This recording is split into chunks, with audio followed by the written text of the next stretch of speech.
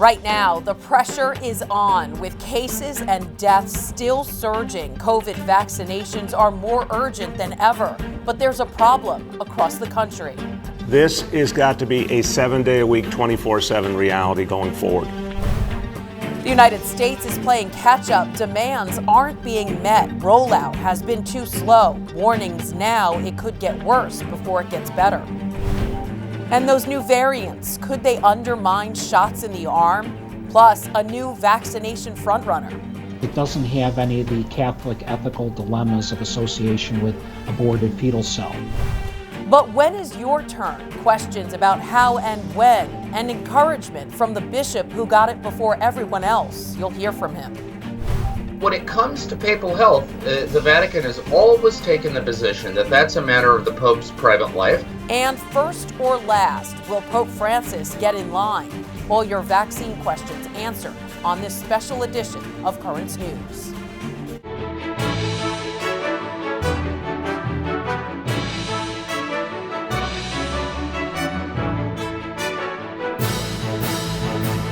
We're going to defeat the coronavirus, starting with the biggest vaccination effort in the history of New York City. And that goes into full gear right now. New Yorkers were quickly infected by the thousands, but now that vaccines are rolling out, critics warn the vaccination process is moving way too slowly. Good evening, I'm Christine Persichetti. Are we seeing the beginning of the end to this deadly pandemic? Over the next half hour, we'll highlight some of the most newsworthy developments in our fight against COVID. Experts say the city needs to vaccinate 10 to 20% of the population before we'll see a drop in infections. But that's still a long way off. Much of the state's vaccine reserves haven't even made their way into New Yorkers' arms. Politicians and the public are calling for 24-hour distribution centers, saying if this truly is the city that doesn't sleep, let's act like it. Currents News' Emily Druby reports. The sound of cameras as Sandra Lindsay got her second COVID-19 shot. Thank you. Just 3 weeks after she became the country's first vaccinated nurse. She says she's gotten a lot of support. Complete strangers who want to just thank me for my bravery and encourage me, people who are praying for me. Non-hospital healthcare workers began receiving their vaccines, but these hopeful milestones overshadowed by calls from many gravely concerned over what's being called a slow rollout of the vaccine. Only about 200,000 New Yorkers have gotten the first of 2 shots. It's very piecemeal. There's no organized information coming down from the state or from the health department. It's sort of like information passed in a back alley. Pediatrician Dr. Eric Levine says non-hospital healthcare workers have had to resort to getting vaccine information from Facebook and WhatsApp groups instead of the government, adding the state should be using more medical professionals to help with distribution, not just hospitals, which are also now dealing with more COVID cases. Also, better yet, send me the vaccine. For pediatricians, we are good at mass vaccinations. We vaccinate kids every day. New York City has yet to open any large-scale vaccination sites. This has got to be a 7-day-a-week, 24/7 reality going forward. Mayor Bill de Blasio announcing the opening of 3 vaccine hubs by Sunday, January 10th in Queens, Brooklyn, and the Bronx, while Governor Andrew Cuomo placing the blame for the slow rollout on a federal program that was supposed to deal with nursing homes and on hospitals. We want those vaccines in people's arms. Northwell Health was praised by Cuomo for their high rates. Their CEO says while they're placing a strong emphasis on distribution, they're also still dealing with the normal hurdles of running a hospital and, just like Dr. Levine mentioned, rising COVID cases. This is complex, but the goal is to move as quickly as possible, as effectively as possible, and as equitably as possible. Emily Druby, Currents News. And we'll hear more from Sandra Lindsay later on in this newscast. Since the vaccine rollout began, Catholics had questions about the ethical implications of the shots. According to Bishop Joseph Strickland of Tyler, Texas, they both contain morally compromised cell lines or cells from aborted fetuses. John Brahaney with the National Catholic Bioethics Center spoke to Currents News about this concern and if both the Moderna and Pfizer vaccines are actually ethically produced. The Moderna vaccine and a Pfizer vaccine, which are closest to implementation, are not produced using the cell lines he references. Now, They did come in at a certain point in the process, sort of at a final stage of development in testing, but they are not produced using those cell lines like many other vaccines are. The vaccines being developed by AstraZeneca and Janssen are reportedly produced using abortion-derived cell lines. Meantime, U.S. bishops are giving Catholics the go-ahead to take both vaccines, despite its remote connection to morally compromised cell lines. They released a statement saying receiving one of the COVID-19 vaccines ought to be understood as an act of charity toward the other members of our community. In this way, being vaccinated safely against COVID-19 should be considered an act of love of our neighbor and part of our moral responsibility for the common good. Catholic educators are voicing other COVID concerns. They're afraid New York City's Catholic schools may be left out of the vaccination mix. They want Catholic schools to be part of the distribution plan that includes public schools. The Diocese of Brooklyn and the Archdiocese of New York making a plea in a letter to Mayor Bill de Blasio and the city's schools chancellor, writing, "Since reopening our school buildings in September, educators, administrators, and staff have been on the front lines, holding our educational institutions together. It is imperative that they be given the protection they deserve as soon as possible." With 2 vaccines currently available and more on the way, many Americans are wondering, which shot should I go for? Currents News' Michelle Powers reports on which vaccine is recommended by medical experts based on individual needs. 2 coronavirus vaccines currently have the green light in the U.S. The first is Pfizer's vaccine, 2 shots given 21 days apart. This one is recommended for anyone 16 years and older. The second is Moderna's vaccine, again 2 shots, but this one is given 28 days apart and is recommended for those 18 and over. Research is still being done to determine whether these vaccines are safe for children and younger teens. If you're pregnant, you can choose to get the vaccine, but you should know that these vaccines were not extensively studied in pregnant women, so there's limited safety data to look at for that group. On the other hand, COVID-19 itself poses a risk for pregnant women. The CDC says that some women who contract the virus are at an increased risk of severe illness and might also be at an increased risk of having a preterm birth. Both Pfizer and Moderna created mRNA vaccines, which aren't thought to be harmful for a nursing child, and that's according to the CDC. For those who are immunocompromised, you can choose to get the vaccine, but these shots weren't substantially studied for your underlying health conditions. So there's not enough data on how safe they are or how effective they are yet. On the other hand, getting infected with COVID-19 can be risky for people with compromised immune systems. For those with allergic reactions, the CDC says you shouldn't get the shot if you're allergic to the components in these vaccines, and you can review those on the vaccine's product labels. Michelle Powers, Current News. One of the healthcare organizations on the front lines battling COVID is faith-based Somos Community Care, a network of 2,500 doctors who have worked with the city's most needy since day one, testing over 800,000 people, many of them immigrants in underserved communities.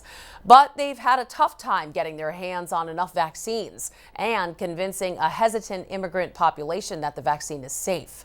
So they've pumped in over $1 million on a vaccination campaign that focuses on trust between the community and their healthcare providers.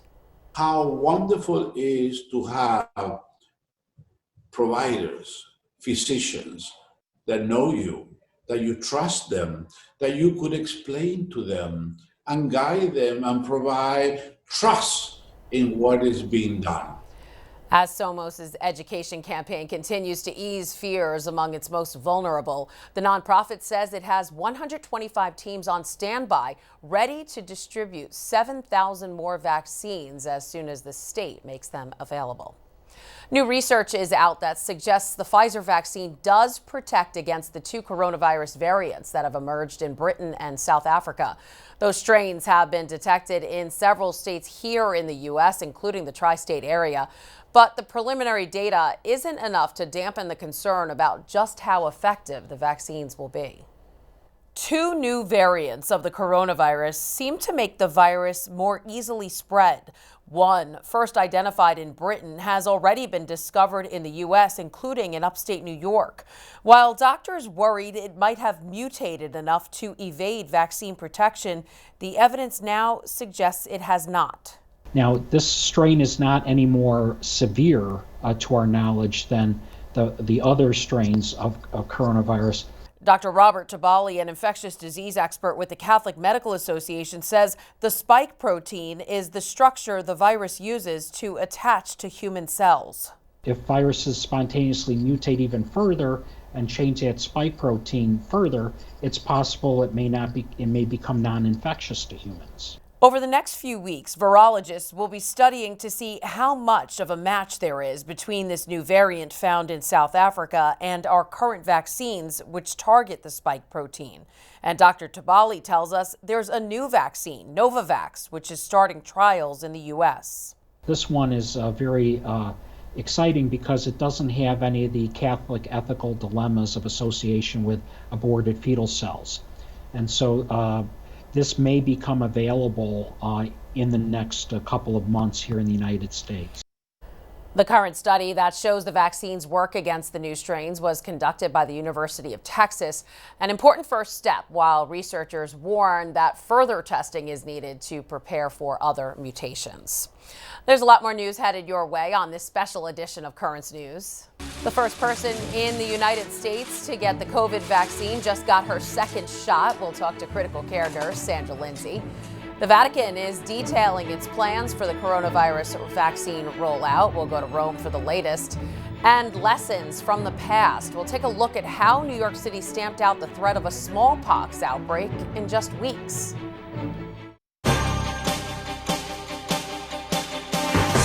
I've completed kind of the marathon. I've closed the loop. That's Sandra Lindsay, America's first vaccinated nurse, receiving the second dose of her coronavirus vaccine. The critical care nurse is now fully vaccinated against COVID-19. We spoke to Sandra shortly after her second shot and asked the director of critical care at Long Island Jewish Medical Center in Queens how she was feeling after her 2 doses.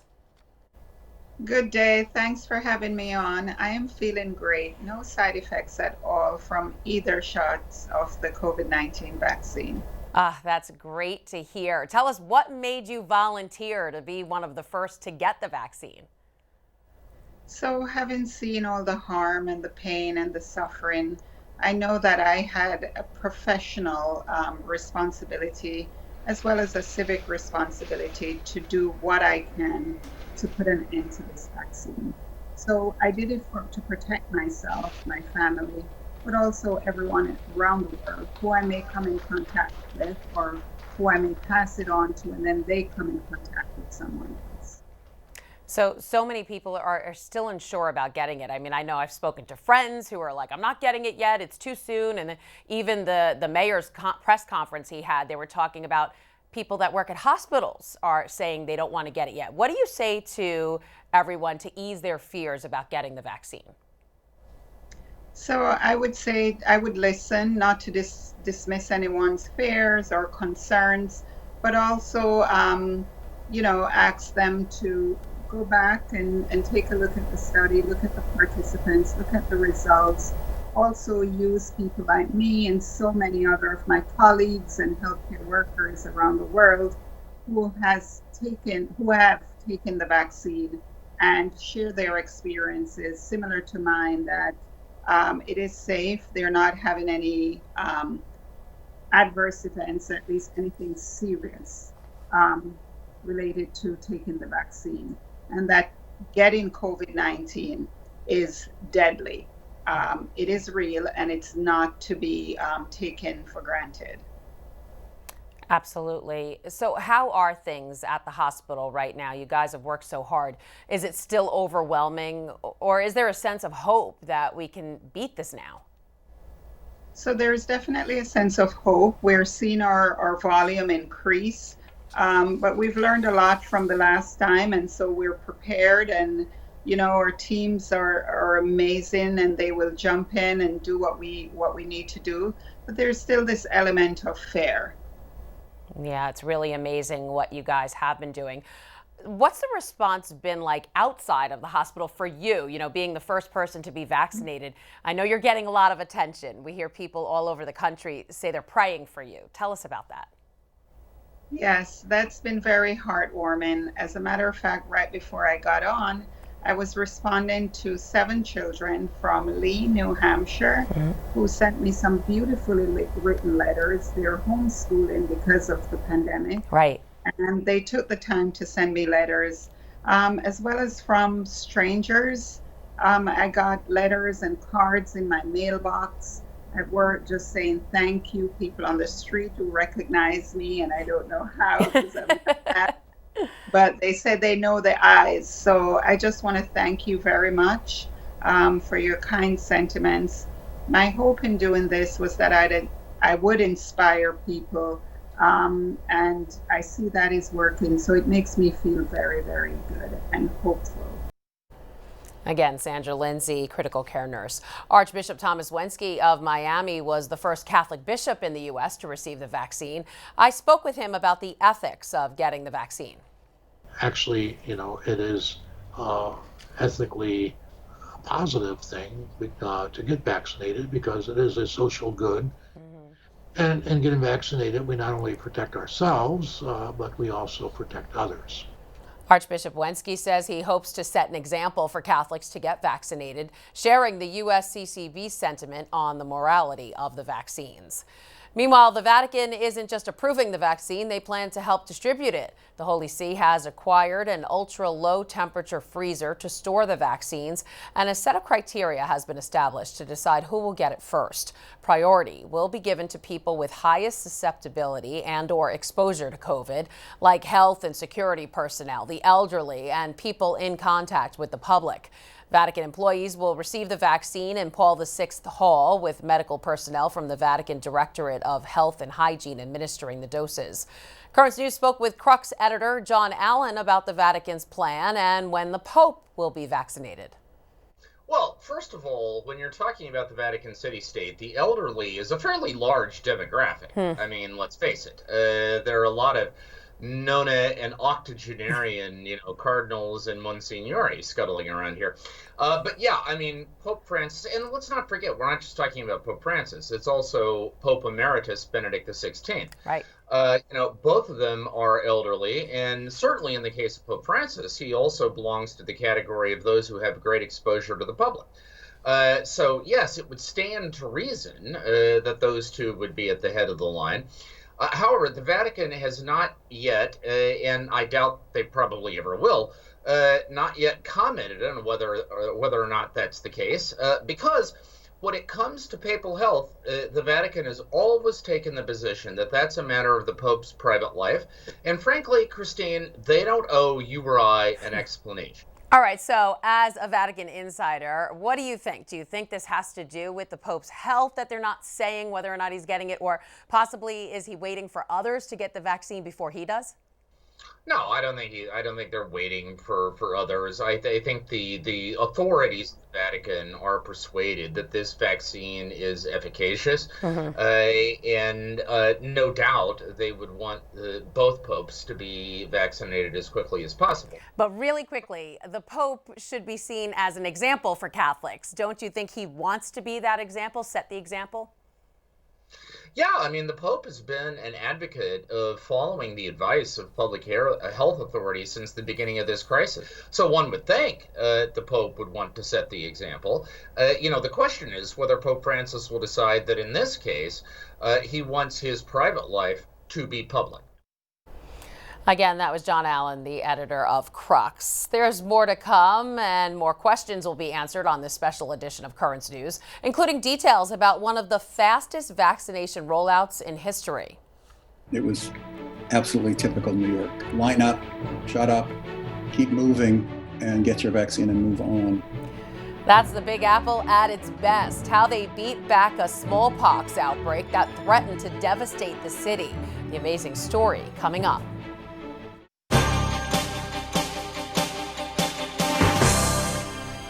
New York City was at the heart of the coronavirus pandemic when it began spreading across the country.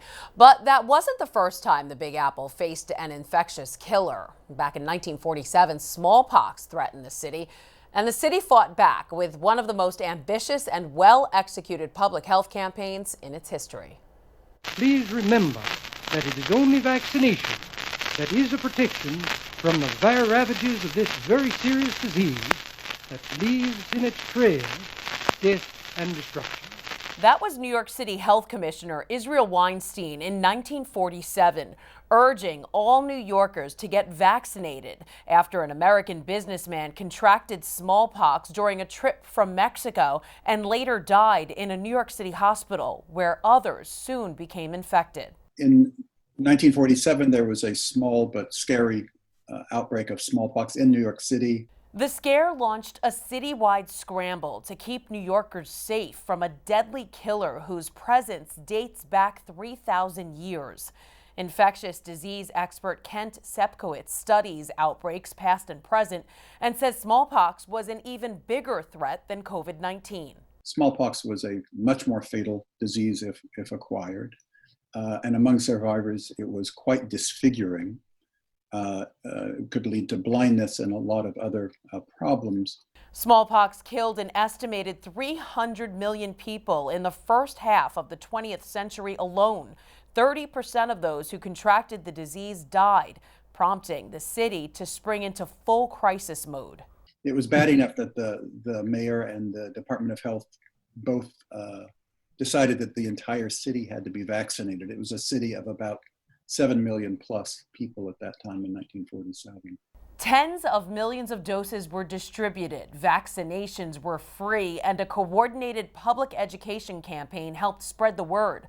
Archivist Katie Ehrlich with Municipal Archives works with the valuable remnants of New York's history that tells the story. The vaccination programs that the city implemented, around the mid-20th century were really highly organized and kind of all hands on deck, setting up free health clinics, setting up points of contact where New Yorkers could go and get these vaccines, and it was really targeted to specific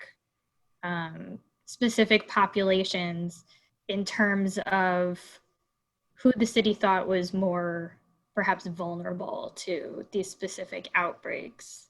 Less than a month later, millions of New Yorkers had been vaccinated, and the public health emergency declared over. 4 to 5 million people in all, including part of the tri-state area, were vaccinated over a 2-month period.